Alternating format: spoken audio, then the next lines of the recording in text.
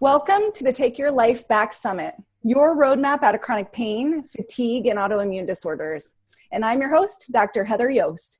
You're going to get to meet dozens of experts. They're going to help you feel hope, find answers, and ultimately start healing. They're going to give you practical, workable information that you can put to use right away. So let's get started with today's special guest. We have Dr. Sachin Patel, or Sachin. He founded his organization in 2011. Sachin is most notably a father, a husband, philanthropist, functional medicine practice success coach, international speaker, and author. Sachin has delivered hundreds of community workshops, and his videos have been viewed by hundreds of thousands of people, and his online posts have reached millions all over the world. He's an advocate for changing the healthcare paradigm and has devoted his life for the betterment of humanity. Sachin leads by example and motivates others to take ownership over their own health. He is a passionate visionary that serves as both a teacher and a guide to help people create their best life and bring out their inner healer. Thank you so much for being here. I know you have a crazy busy schedule, and I appreciate you taking the time out of that to come here and educate us. Oh, it's my pleasure. And I'm busy doing things I love. So thank you. That's what you said when we got on. I'm like, you're working. And you said, I never work. I'd like to start with your story. How did you get into functional medicine? I understand that you really came into functional medicine as a personal transformation and kind of trying to find your own answers. Yeah. So for me, it started off as I started off as a sports chiropractor. So I never thought I'd be talking about the things I'm talking about today. And so in my early career as a practitioner, I always try to put my best effort and best foot forward, and which I did. And we started getting some exceptional results using active release technique. And my boss at the time didn't want to go on live television. So they had me go on, and the news came by and interviewed me. And we did the story about elbow pain, tennis elbow, golfer's elbow, stuff like that. And guess what? All these people came in, but only one person actually had elbow pain, and it was from rheumatoid arthritis. Everyone else was suffering from some other chronic ailment, which I couldn't help. I couldn't adjust them, ART them, or manually mobilize them to get rid of these issues, because they weren't musculoskeletal issues. Even though they were having musculoskeletal pain, it was just manifesting there. So I realized that, hey, I don't know how to help these people. It's like somebody punching you in the stomach, and I don't know where to send them because they've already seen everyone else. So I started digging a little bit deeper and started learning about functional medicine. And I did it for myself initially because, hey, I don't feel my best. I feel achy. I've got some issues going on. I have acne. I have, digestive problems, and I have fatigue. I'm like, what if it could help me fix those things? Let me just start as patient number 0. And that's what I did. And once I learned it, I just realized there was a whole element of knowledge out there. And there's this whole ocean of knowledge that we never learned about in school. And medical doctors didn't learn it. Chiropractors didn't learn it. Naturopaths we're finding didn't learn it.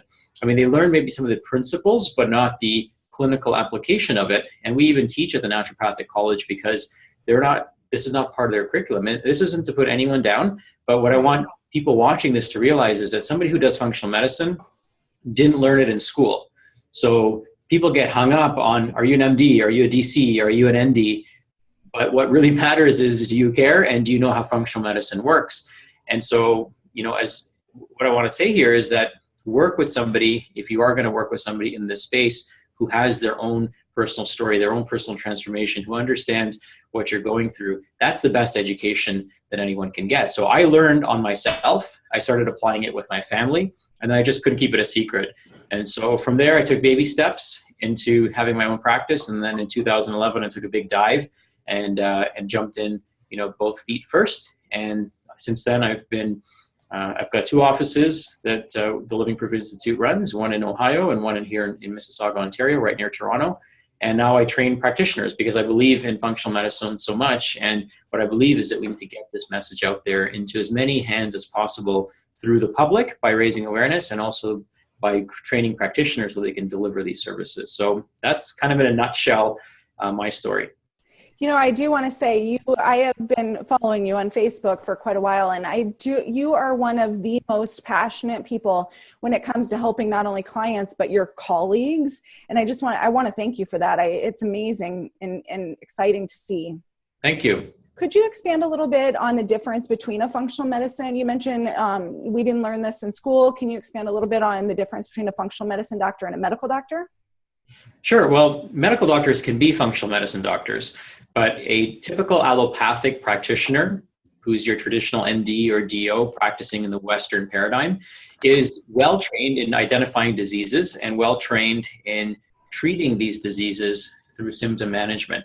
And so, if that's what somebody's looking for, we have an entire system that does that. But what I find is that most people, when given the option to find the root cause and to end their chronic suffering and to end the pill popping, what they're looking for is functional medicine. And functional medicine is really an 80-20 split between lifestyle and patient responsibility and then practitioner care versus the 20-80 split in traditional allopathic medicine, where all the patient has to do is pop a pill, the doctor does most of the thinking, the doctor does most of the prescribing, and the patient kind of, in some cases, mindlessly follows the instruction.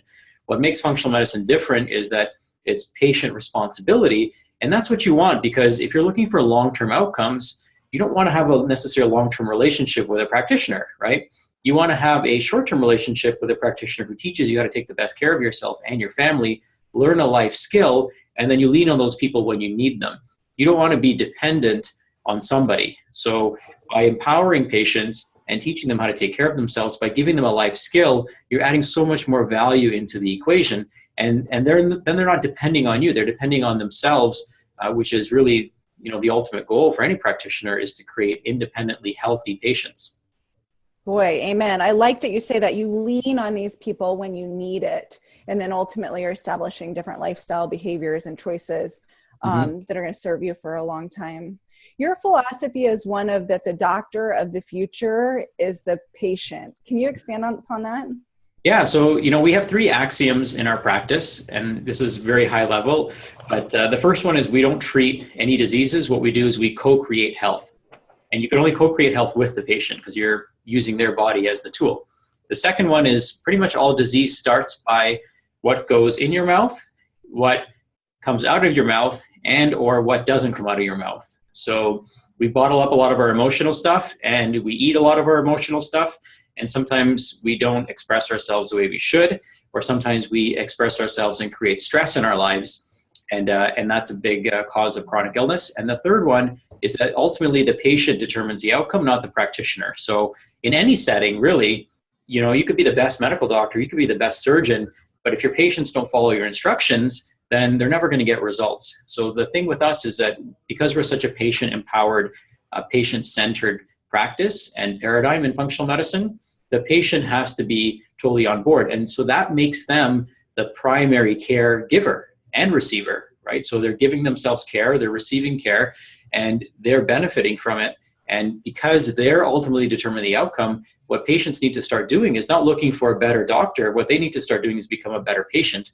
And then the doctor can nudge them and move them in the right direction, but they've got to take the steps. And one of the things that I encourage people to realize is that the value of seeing a practitioner is actually not sitting down with them. I mean, I know that's what people pay for, right? That's the cost of working with a doctor, but the value of working with a functional medicine practitioner is what happens when you leave the office.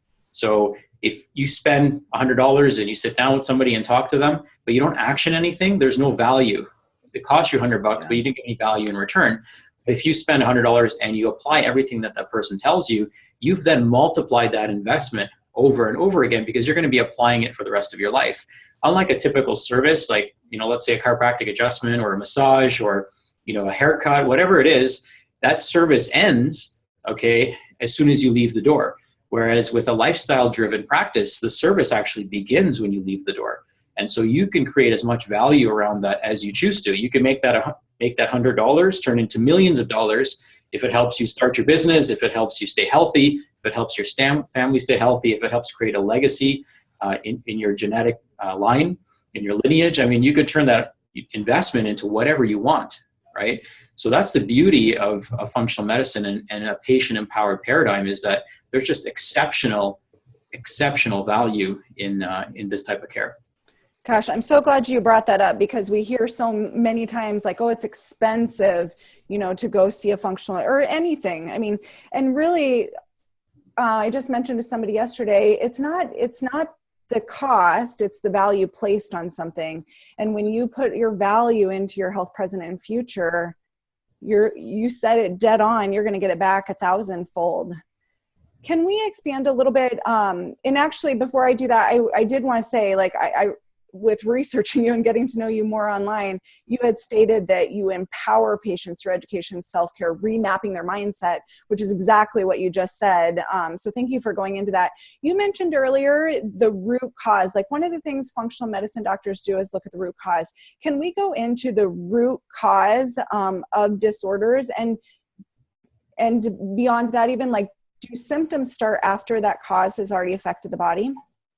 So here's the thing with functional medicine is that there's 3 layers to functional medicine is what I've realized. And really, ultimately, what do people want out of functional medicine? They want to be happy. They want to live a long, healthy life, right? They don't want to live a long life where they're miserable and they don't have good family ties and connections and poor relationships and, poor health. I mean, what people want is something bigger than just being disease-free on a piece of paper. So functional medicine 1.0 and allopathic medicine 1.0 was very lab-centered. So do these labs, let's look at the results, and let's treat the result. And that's symptom-based, right? Because the lab result, if you listen to the language, is just a result. So what's producing that result is what needs to actually be addressed. So if somebody has a dysbiosis in their gut, well, what caused that, right? Are they immunosuppressed because they're under chronic stress, because they have a toxic relationship with their boss and they hate what they do? We got to go a few layers above the testing. The testing is just a roadmap. It doesn't actually tell us what is actually causing that issue. It gives us something to work on, but I find that even in the 1.0 functional medicine model, doctors lean too much on testing and their patients never get better. And they just, even though the testing improves, it's because there's other layers to the problem. So that's the 1.0 model. The 2.0 model is now let's get more dialed into what's going on with the patient. Let's understand their relationships, their lifestyle, their environment, their nutritional habits, their vocation. Do they do what they love? Let's focus on that. So that's 2.0, and that's a direction a lot of doctors are moving in now. And then the 3.0 is creating a community aspect. So how do we create community around this? Because what's really interesting, I've been talking a lot about this, is that when people get healthy, they actually go into a social isolation. How many times do you hear people being ridiculed for eating salads at lunch, or not drinking during happy hour, or not going to the trashy restaurant where they just basically destroy their body? So they become socially isolated. And so getting healthy these days is almost like a solitary social confinement, if you will. And so it becomes a lonely journey for a lot of people. So having a community where people can either online get together in groups, or where people can come together physically in groups and connect with other like-minded people and like-minded souls who are on a similar path and journey, I think that's really the future of healthcare, is community-centered care. And if we study blue zones where people live the longest, they're not living the longest because they're taking a bunch of supplements and because they're exercising and they have 24/7 gyms out there and they have the best doctors. They're living longer because they're living congruently. And so ultimately our goal is to use functional medicine as a tool to identify what's interfering with your ability to be congruent with your best life. And we can't test everything. There's no lab test for your relationships. There's no lab test for what's going on in your head, right? That produces the result, right? The lab result is a result of what's going on up here and what's going on out there in terms of your life. So all disease actually starts with mindset. It starts with what we believe. If we believe that we're supposed to get sick and we're supposed to age and have aches and pains and feel tired, we will manifest that. There's nothing more powerful than the human mind. So what we believe, we will manifest. This is why pharmaceutical companies spend billions of dollars marketing to you. They want to get up here, right? And if you talk to any self-development coach, which is what getting healthy is, it's a personal development endeavor, it all starts up here. Most people think it starts on their plate, but what you eat starts up here, right? If you have $1 billion body, I call everyone trillionaires. We have trillions of cells, so we're actually trillionaires. If you have a trillionaire body, why would you eat the cheapest food possible? And that's what people do, right? Because it's their mind, it's their self-worth, it's their self-value that's been tarnished. Or it's this idea that hey, I'm going to get old, I'm going to get sick, so I may as well enjoy it, right? You only live once. That's what people yell out now, YOLO, right? You only live once. Well, it depends on what you believe, but you might only live once, let's say, is what our current understanding is. But why not make it count, right? Why not live the best life possible? There's so much more to experience, and there's a bright future ahead of us if things keep moving in this direction. there's so many amazing things that we can all witness if we all just live a little bit longer and healthier and happier. But it's going to take that. It's going to take healthy, happy people to create a brighter future for everyone. So, we've got the early adopters, seeing people like you and coming into our practices that are ready to feel their best. But, they're so passionate too. Like the people who are coming to see you, I'm sure, are super passionate to really change the world and make it a better place. And they love working with practitioners like us who are kind of on that same trajectory. Amen. I'm glad that you said that. I think that on our deathbed, we're not going to wish that we YOLO'd, not wish that we ate the cake and did all of these extra things. Do you think that somebody, on that note, you mentioned, it's the emotional aspect of healing. Do you think somebody can heal if they don't address the emotional aspect? No, because here's the thing. You create everything twice in life, first in the mind and then in reality. So even if I want to make a pen, I have to first build it in my mind. If I want to build a cake, I first have to visualize and build it in my mind. If I want to create wellness, I first have to create it in my mind. If I want to build disease, I first have to create it in my mind. So everything starts in the human mind. What most people don't realize is that their mind has been programmed from a very young age. So the subconscious mind that they've inherited basically from their life between the age of 0 and 7, actually between the age of conception and the age of approximately 7, determines what their belief systems are. And so if their belief systems are scarcity, disease, illness, that's what they're going to manufacture in their life. So it's really interesting. It's just getting people to change a few things. And once a few screws click up here, everything else just kind of falls into place. And we find that, we don't want people to make a million changes at a granular level. If you make 1 or 2 high level changes and a few light bulbs go off, then the granular stuff takes care of itself. Absolutely. Can we dive a little bit into autoimmunity? I think most functional medicine doctors see a lot of people that are dealing with autoimmunity. Can we dive into what is it and how do you treat it? Well, first of all, we don't treat autoimmunity. What we do is we co-create health with the patient, right? So really that idea of treating autoimmunity, just that language, I think disempowers the patient and it becomes too myopic of a focus. So if you focus on the disease, that's all you'll fix. If you're really good, that's all you'll fix. Yep. But if you focus on the patient and you focus on big picture, you're going to get big picture outcomes. So we always start with big picture. What's your environment like? What are your relationships like? What is your vocation like? How much time do you get in nature? Those are the big picture things that we need to fix because those are the drivers of chronic wellness. And so with autoimmune patients, what we typically find emotionally is there's been some significant trauma, either a divorce or a toxic relationship. And a lot of times there's self-blaming and there's shame. And these are very low emotional frequencies, if you will. So people don't realize that when they look in the mirror, they're often attacking themselves. And as is the microcosm, so is the macrocosm. So if I'm mentally attacking myself, well, guess what? My immune system is going to replicate that same thing. It's going to start attacking its own tissue. With autoimmunity, we find that, a lot of doctors get really hung up on antibodies, and we have to figure out what's driving the cytokines to tell the antibodies to destroy the tissue. And so stress plays a huge role, chronic inflammation plays a huge role, and emotional factors really come into play because stress is really all about emotional perception of a neutral event, right? Everything that happens neutrally. It's the emotion that we attach to it that creates the physiology in our body, which is either healing or depleting and destroying our body. You're either going one direction or another. Mm-hmm. So when you see these patients come into your office, where do you begin? How do you start to take care of them? Well, the first thing is before they even come into the office is getting on a quick call with them so that we can identify if they're mentally ready for this lifestyle shift. And so some people have to suffer a little bit before they're ready to make those changes. Some people, they're ready and they're ready to do whatever it takes. And I'm very cautious about working with people like that because, they become desperate. You don't want people who are desperate coming into your office. You want people who are educated and knowledgeable and ready to take action coming into your office. And so we pre-qualify every person, not their pocketbook, but we pre-qualify them with their mindset. Because what we realize is that the value that comes out of this process for both us and the patient is driven by the action that they take, right? I don't get excited about making money anymore. Like that doesn't excite me. What excites me is somebody transforming their life.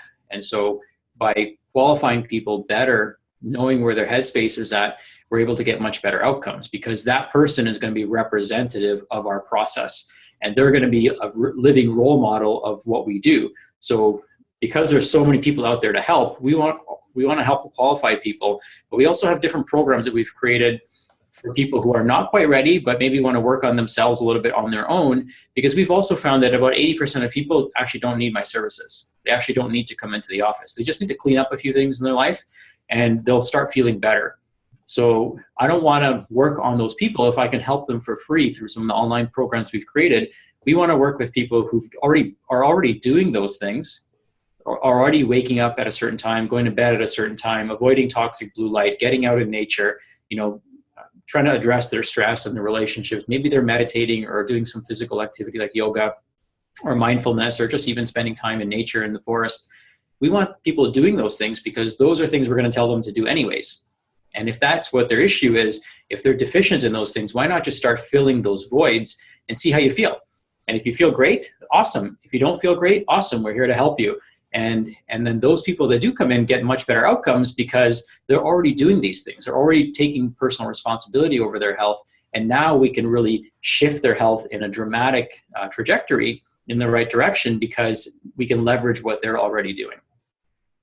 I think that is something everybody needs to hear. You need to be ready for healing. You can lead a horse to water, but you can't make it drink. In office, so you mentioned a few things they can do outside of the office. In office, what sort of treatment protocols do you use? Well, it depends on what the patient needs. It depends on what the client's needs are. And so we have a 46-page intake form. It's what we call the world's most comprehensive intake form. And it dives deep into, again, a lot of things that we talked about today, including their dental health, their birth history, their environmental health, their relationships. All that stuff is discussed during that dialogue. And then we start kind of piecemealing together what we need to do, what labs are most appropriate. We pretty much do an organic acid test on every patient. We do a stool test on every patient to see what is interfering with their digestive processes and immune function. And then we also, in some cases, might do like an adrenal profile or a hormonal profile just to see what's going on there. But we only do that to express to the patient what their current state of health is. Life doesn't stand still, so we're moving in a trajectory. And so we look at that as a snapshot in time that tells us what direction somebody is moving in. And we can quickly change the direction somebody's moving in by simply changing their thoughts and their behaviors, and then remove what's interfering with that shift in trajectory or the speed of that trajectory by removing the interference and providing nutrition where there's deficiencies, and also providing lifestyle guidance where there's deficiencies, and then removing toxicities.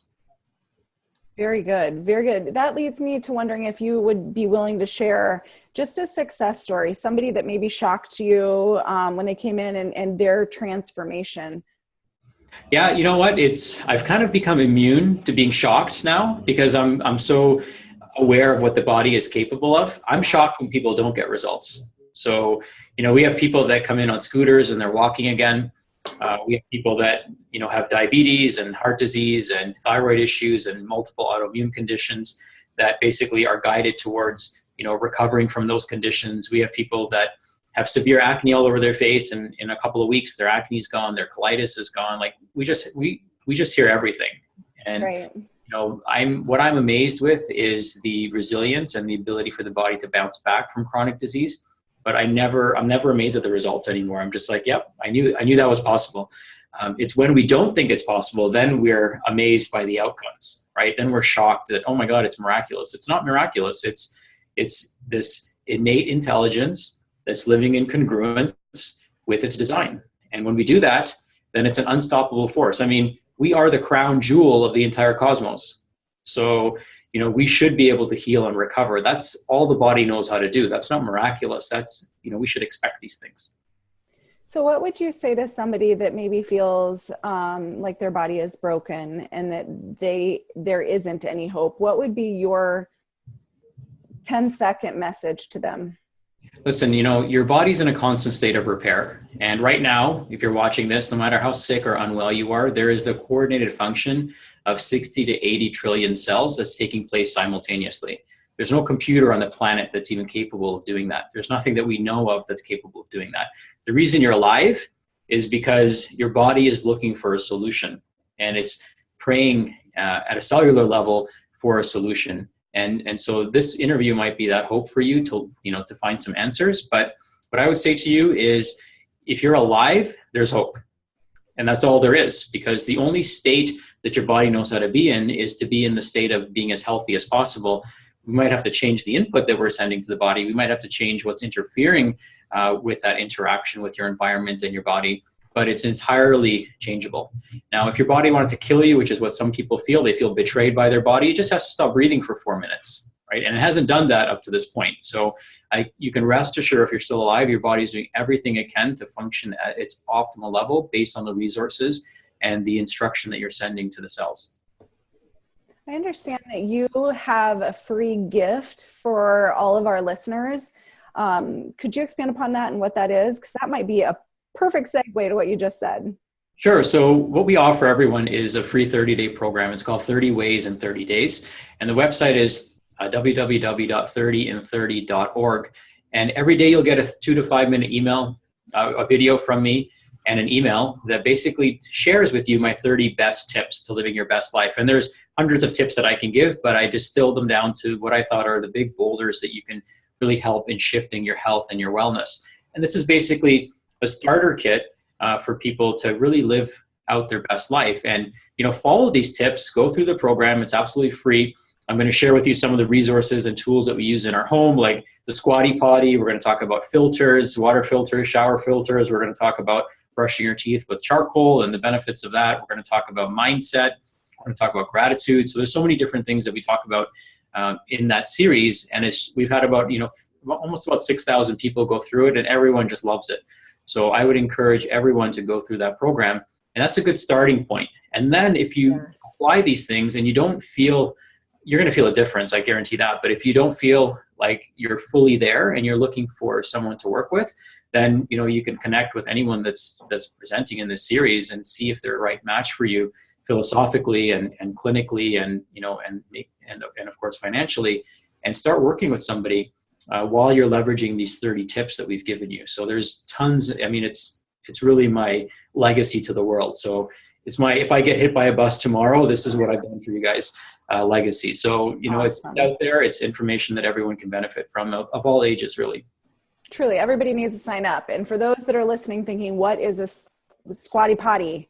They've got to get their name and get signed up. I think I'm curious, and I've been asking all of the experts the same question, but I would love to know, if I was going to sneak my way into your kitchen and open up your refrigerator, what would be something I would see in there every time? Two things. Okay, well, good question. You would see kimchi. Yes. We love fermented vegetables. Kale is a popular resident in our fridge. And then we do eat, pastured eggs, so healthy proteins like that. And you'll also find like hemp seeds, chia seeds, and flax seeds. Those are always in stock because we kind of sprinkle them on everything. So we try to, in a nutshell, we try to eat as clean and as healthy as possible and as organic as possible. We just do our best. That's all we can ask anyone to do. That is awesome. This is a little bit off topic, but something I'm curious about, and so many listeners are parents. What do you feed your son for breakfast before he starts school? Oh, so he actually, 3 days out of the week, he'll have a popsicle, and it's a fudgesicle that we've made with collagen protein, with chocolate protein, with healthy fats like coconut oil and cheese and flax seeds. So he has a dessert to start his day sometimes. He also has organic gluten-free oatmeal, and to that we add nuts and seeds and collagen protein. We add brain octane to that as well, so it gets his brain firing. And then another day he'll have an Indian style omelet. So we make an omelet, and we basically make an omelet, but we fry it in Indian spices. So it's got turmeric, it's got chili in it. He loves chili. It's also got cumin in it. So we add some anti-inflammatory, spices to it, and this creates a nice, healthy, omelet for him. I love that. So for all the listeners, there's a way to feed your children something other than cereal as they start their day. Yeah, listen, here's the thing. They're not going to starve, right? Right. And some people will think it's better to feed your kids poison than it is to feed them nothing. It's actually way better to feed them nothing. So, and then they're not going to go hungry very long. Right. So parents are afraid that my kid's going to die after he doesn't eat his breakfast one day. Well, he's not, trust me. And he's going to be begging for whatever you put on the plate tomorrow. So, teach them a lesson. It might take a couple of days, the best lesson you'll ever teach them, but it'll save their life. Right. So last question, if you were stuck on a deserted island, what would be 2 products or supplements that we would find on you? Like, what would you always have with you? So like edible products or consumable products or something? I've had people even bring a Vitamix to their deserted island. I would bring a Berkey. So I'd bring a Berkey water filter. It's a gravity water filter because you need clean water, especially if you're on an island. And then, if I had to bring a consumable product, I would probably bring frankincense oil with me. Really? Why? There's just so much overwhelming research about its benefits and how it works at a cellular level. And it's the king of oils. And it's very portable. So that's one of the things that I would bring with. I mean, it's a tough question if you only have 2 things, right? I know. I think that everything else the island can provide me with, right? The food and the nutrition it can provide me with, but the plant medicines like frankincense oil would be difficult for me to extract. So I got clean water, I got the island giving me food, and I've got my oil in case I get into trouble. If our listeners want to find out more about you, where should they go?